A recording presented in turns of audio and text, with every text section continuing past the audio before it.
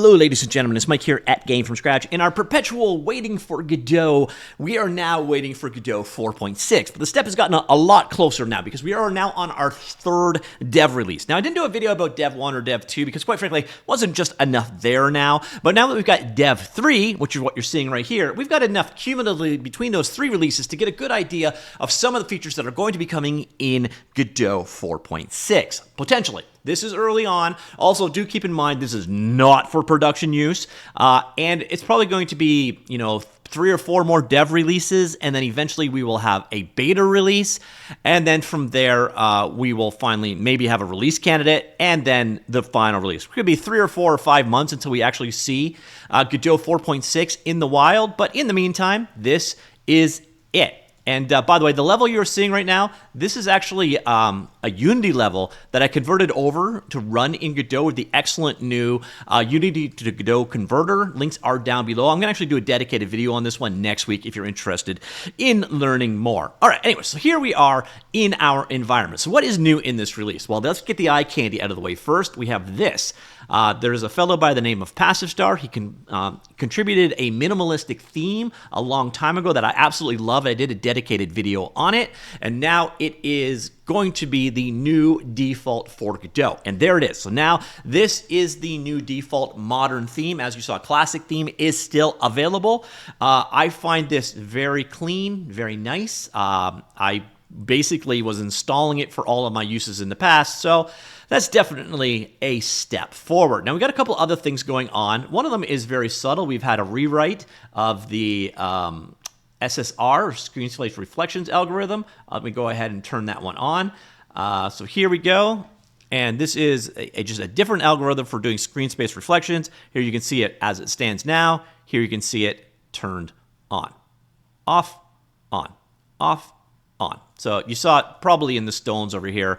We'll have some demonstrations later on that showcases it in action a bit better. And then another thing we've got going on is an editor change. So what you do now, when you rotate something, you'll actually now have this pie chart that actually shows you how far the rotation is going. So you get a better idea of the rotation amount you're doing. Definitely a little improvement that I like quite a bit. There's also this one where you can hold Alt as you orbit, and it snaps it at 45-degree intervals as you, so instead of just free rotation, if you hold Alt, it snaps at the 45, so at least it's supposed to. I find it a little wonky, to be honest. Ironically enough, that was contributed by Passivestar, whose theme, the modern theme, is what we're coming from. So big Passivestar release this time. And then finally, the last thing I'm going to demonstrate today is this. If you now bring in anything from over here, so for example, OmniLight, parent class, I'm going to hold down Alt, drop it in, and it brings in as an export variable. Same thing here. If I brought in, say, this texture, drop it in, it brings it in as an export var. So definitely some nice new changes to the editing experience. One thing you probably also noticed, there is no more need to do a restart when you change your themes out. Apparently, you never needed to do a restart, or at least haven't for a very long time, and that's just something that's stuck around as a legacy. So like I said, we have 3 different dev releases, so Dev 1, Dev 2, and Dev 3. The first Dev 1 came out back in September. We are now the beginning of November, so it's been a little over 5 weeks now. So let's go through a quick summary of what is there. So again, like I just mentioned, you can now drag and drop in export vars. They don't tell you, but you have to hold down the Alt key while doing it. Should be able to drag in just about anything, and it'll bring it in as an export, and you see it's available over here as an export var. So as they're being dropped in, you see they're being set as parameters over there. OpenXR, so added support for spatial entities extensions. High control focus when given mouse inputs. Remove prompt to restart the editor after changing a custom theme, which is nice. So again, change the theme, no longer need to do a restart of the editor. And apparently, once upon a time, this was required. Hasn't been in a very long time, so they took that out, which is nice. And then a number of smaller changes. Like I said, was definitely not enough in Dev 1 for me to do a full dedicated video on it. So now we're going to move on to Dev 2. This is Dev 2. All right, so in Dev 2, what do we have? Well, we have this. This is actually pretty big, but it's not something I can demonstrate on code, on scene. And it's kind of funny because this comes right after another project that would have used this perfectly. I talked about how Godot is now available as a React Native thing, so you can actually use Godot in React Native applications. Check that video if you're interested. It used a library called the same name, actually, libgodot. And the entire idea of this is to make it so you can use Godot inside of other applications. It takes all the functionality of Godot and basically exposes it as a library instead of as a game engine. Very niche for sure, but as you saw from the React Native, there's definitely a use case for this. We also have a profiling tool for ObjectDB profiling. ObjectDB first-time contributor took to the daunting task bringing us the ObjectDB profiler tool. This users will be able to take snapshots of the current ObjectDB state during the debug sessions and compare that to other snapshots at given points in time. These snapshots can be viewed in a variety of contexts, available in the PR's original post, but the short version is finding or exporting a diff between states has never been easier or more accessible. Also have changes to the LOD system, so component pruning here. So Mesh Simplifier continues to support the ability to collapse edges, but lacks functionality for simplifying the components themselves. So we got a new and improved LOD tool. And here you can see from 2,500 polygons to 12,000. So 1,200, 700, and then here's another case, 2,500 to 1,200 to 620 down to 72. Now you see we're definitely losing some aspects of it, but LOD is definitely useful when you're dealing with different distances for viewing an object. It's an optimization trick where you show the highest level detail version when you're close to it as possible, and then the lowest polygon count one far away. Again, here we have our new snapping tool. I do love this. This new 3D Gizmo shows you the rotation. By the way, when you go past 360, it resets. And then here, holding down Alt, exiting an orbit will cause the resulting view to be snapped to a static 45-degree offset.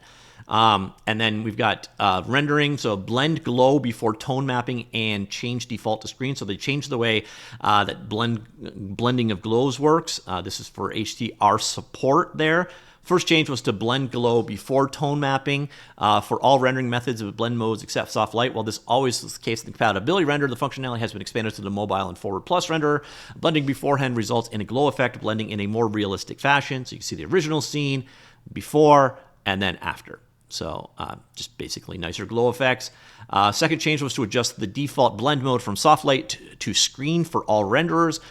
This was already the case. Compatibility render default was set with the behavior of blend glow before tone mapping in mind. As such, a change in the other renderers to match the new behavior is to be expected.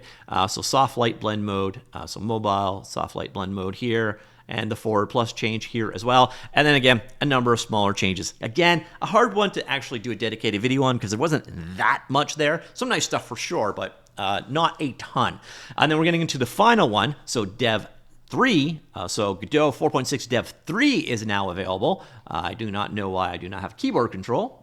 All right, apparently I was full screen on that image somehow. All right, so what's new in this one? Well, the big one obviously is that new editor theme. The Godot Minimal theme by Passivestar is now the default theme. I did actually a dedicated video about this because frankly, I love the aesthetics and the looks. I think it makes Godot look very professional. I think it makes things clear. The separation is good. It's got good visibility in my opinion. And on that topic, they've made another change here with the way that arrays work. So you can see the old and new way and the way that things are displayed. So you can see here, used to be size, then a breakdown over there. Well, now there's no gap there. And then you have each element. So element 0, which is collapsible, element 1, and then here again, another nested array. You can see the results right there.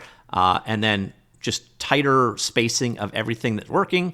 So you can see the new compact array, much nicer in my opinion. I don't see any negatives here, especially because these were confusing from a UI perspective. I think moving them beside the index value of the values makes more sense anyways. So nice change there.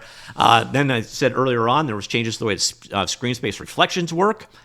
So now you've got 64 max steps. Here's the old, new, full with different settings. So you can see the reflections as a result, 256, old, new, and so on.